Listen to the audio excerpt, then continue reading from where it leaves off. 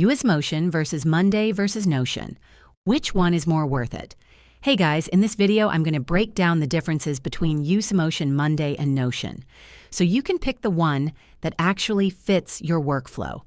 Let's start with Usemotion.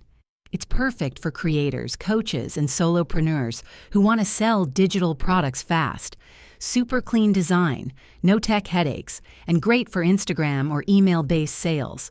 But not ideal if you need full branding control or a full website.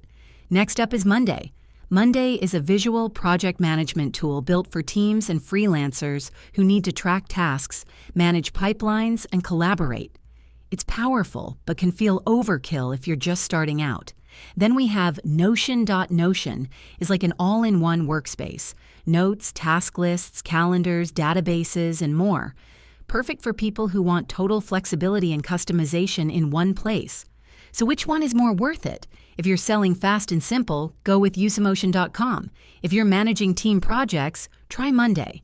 And if you want full control over your work and life, Notion might be your best bet. Let me know in the comments which one you use. And if you found this helpful, hit like and subscribe. See you next time.